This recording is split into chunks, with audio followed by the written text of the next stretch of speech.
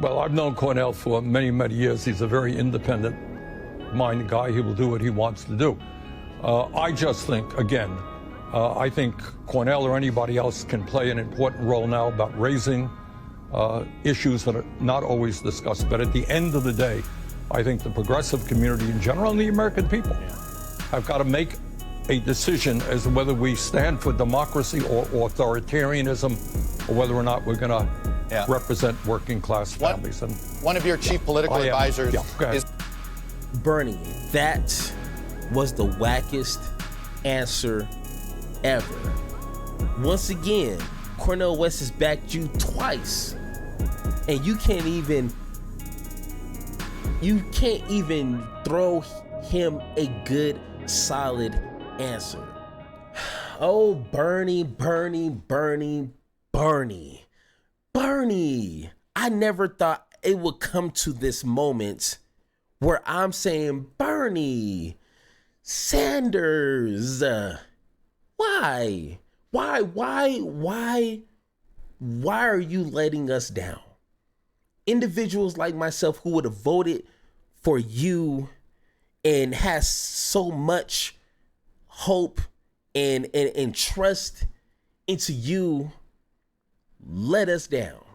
And I mean, it's not like a soft letdown, like he just like handled with care and he just set us down. It was like he held us here and he tossed us up and just watched us fall. That's at least how I feel. You know what I'm saying? When Cornel West put out that he was running for president, I want to say maybe like a few weeks later, Bernie Sanders saying, hey, I'm voting for Joe Biden. I was like, oh, okay. I mean, all right, cool. I kind of get it. I kind of get the dynamics, but okay, sure. But then it was weird because I haven't really heard anything from Bernie Sanders. Like, maybe I know he's been doing his thing here, but when it comes to Cornel West and Bernie Sanders, I haven't really seen anything from Bernie regarding West until now. And it hurt. You know what I'm saying? Like, it was such a big letdown to see someone like a Bernie Sanders do that politician dance. You know what I'm saying? He just going like this, like, you know, the interviewers asking him a question. He's just like, I'm just gonna dance around that question. Gonna dance around that question. I'm not gonna answer your question. I'm just gonna keep on dancing. Like that, like that's what I seen from Bernie. And it's like, he's never really been that kind of politician. You know what I'm saying? Like, I know he has his goals in a vision that he kind of sees, but like, he's usually honest and real. And when it comes to a Bernie Sanders and a Joe Biden, I understand Bernie may not want to convince people not to vote for Joe Biden and Cornel West doesn't win. Like, I get it, but you can still be honest. You know what I'm saying? You might have to be creative in how you deliver that message, but don't just leave Cornel West, who supported you twice. But you can't even throw a decent word for him. It's like, no, that's not how friends roll. You know what I'm saying? So let's go ahead, watch this interview with Meet the Press and Bernie Sanders, and let's have that conversation. Welcome back. Back in April, Senator Bernie Sanders, who of course was Biden's chief rival in the 2020 Democratic primaries, ruled out a third presidential bid and endorsed Biden for re-election. But on Saturday, Sanders was back in New Hampshire, one of those early presidential states where he won both the 2016 and 2020 primaries, to share what he called his concrete agenda for the future of the Democratic Party at the New Hampshire Institute of Politics. Of course, when you go to New Hampshire, it sparks some speculation about his own political future. It is no secret that I want Joe Biden to be reelected president. If that is going to happen, if we are going to defeat creeping authoritarianism and right-wing extremism, there has got to be an ideological change of course. All right, so I mean, just that right there. I watched this interview one time, and just right away when he said that, I'm like, you want to prevent X, Y, and Z from happening, but it needs to be some ideology, some change in ideology. Okay, I can't speak right now. Okay, it needs to be a change, but you want to keep in power the same people who don't want to change. That doesn't make sense. At some point, dear Bernie, like you can't be that obvious when it comes to hypocrisy, because then I'm gonna have to call that out. Like, and that's why I'm glad Cornel West isn't running as a Democrat, because I will be asking him the same questions. Like, you have all these critiques of the system of the Democratic Party, not individuals. It's a system, and you think you working in that system is going to change anything? Look what happened to Bernie. You know what I'm saying? So just once again, it's like, bruh, like, that's not making any sense, but I guess you got to say what you got to say, huh? The independent senator from Vermont, Bernie Sanders, joins me now. Senator Sanders, welcome back to Meet the Press. Thank you for having me. So the fact that you felt the need to do this, should we read into the fact that you don't believe there's a second-term agenda yet that Americans can wrap their head around for what a second Biden term would look like? No. I think what you can read into that is that Biden has every right to be proud of a long series of accomplishments. You know, 2.5, 3 years ago, this country was in the worst economic downturn since the Great Depression because of COVID. Today, unemployment is all of 3%. We're gaining new jobs, rebuilding manufacturing. We've invested in the infrastructure. We're making progress, and Biden has a right to be proud of that. The point of my remarks is that you cannot simply, as President of the United States, rest on your laurels. What you have got to understand is that today, for structural reasons that have gone on for decades, tens and tens of millions of people are struggling to put food on the table. They can't afford health care. They can't afford prescription drugs. They can't afford housing. Yeah. They can't afford child care. And meanwhile, in the midst of all of that, you have incredible corporate greed, and the billionaire class has never done better. So my message yesterday for the Democrats, not just for the president, is if you want to do well in this election, talk to the needs of the American people, have the guts to take on the big money interests who have so much power. But my question is, and we can argue, okay, you know, Joe Biden has done some good things, some noble things. You know, I'm pretty sure we can even argue that. But when it comes to what Bernie Sanders just spoke on, you know, hurting families, you know, yada yada, you know, the same old Democratic tagline, you know what I'm saying? You almost kind of know it verbatim, you know. What has Joe Biden done, at least in his first term, to even counteract some of that? You know what I'm saying? Like, it's so much bull.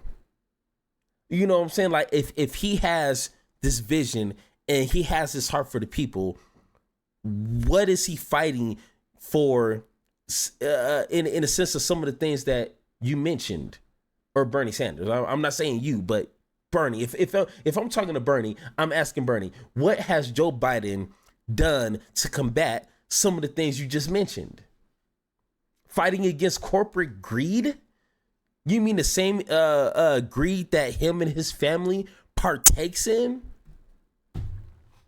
I don't know. It kind of don't make sense to me.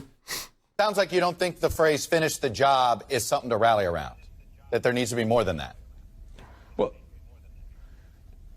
yes, you need to recognize that not only have we accomplished a great deal in Biden's first 3 years, and he deserves credit for that, but there are so many long-term problems that this country is facing. Does anybody in America think that our healthcare system is working?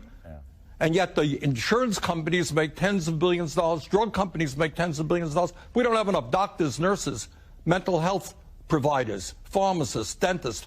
So we need fundamental reform in healthcare. And by the way, the existential issue of our time is whether or not we address climate change.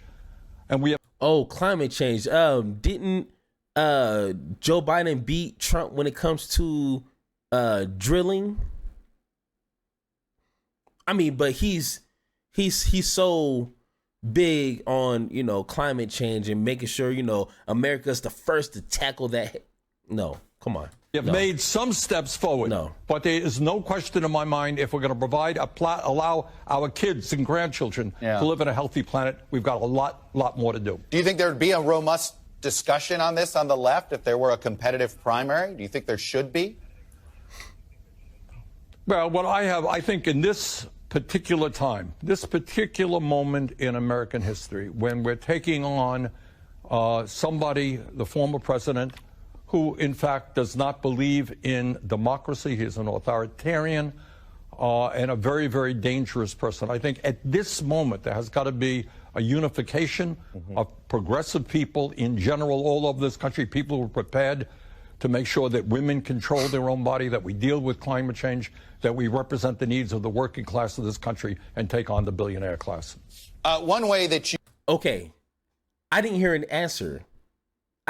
What does that have to do with getting more voices to this table and making sure we're choosing the right representation of the Democratic Party to stop X, Y, and Z that we're trying to fight? We don't have other contenders. Marianne, JFK, you know, Cornel West. Like no, let's not have a conversation, but we need to make sure all the progressives, you know, come to this table, I guess, just to say Joe Biden wins and we're gonna vote for him. Once again, I never knew Bernie Sanders could dance.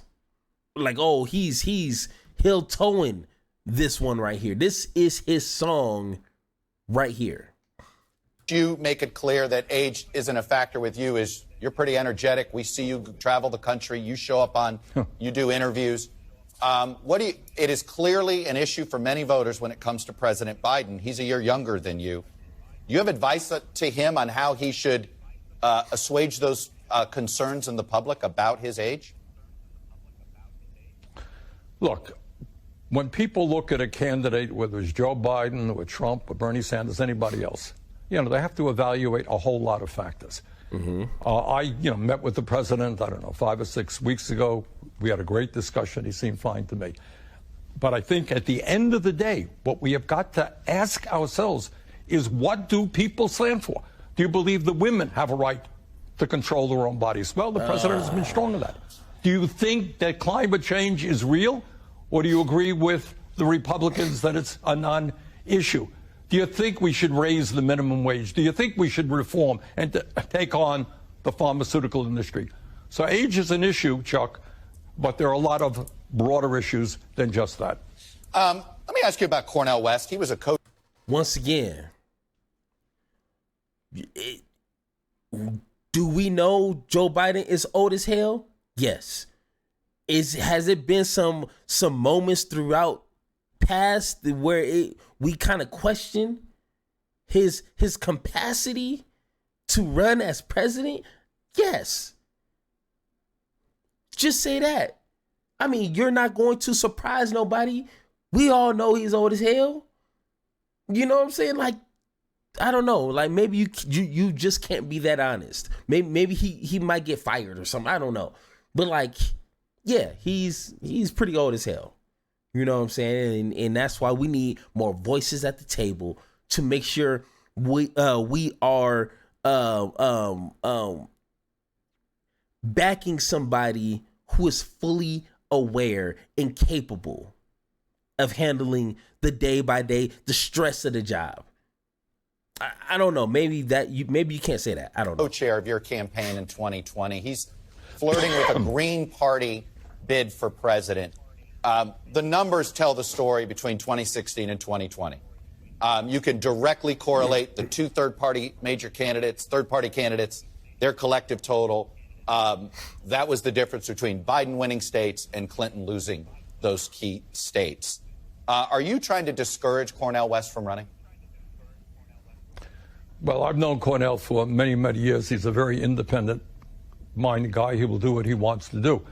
I just think, again, I think Cornel or anybody else can play an important role now about raising issues that are not always discussed. But at the end of the day, I think the progressive community in general and the American people have got to make a decision as to whether we stand for democracy or authoritarianism, or whether or not we're going to represent working class families. And one of your chief political advisors is Bernie. That was the wackest answer ever.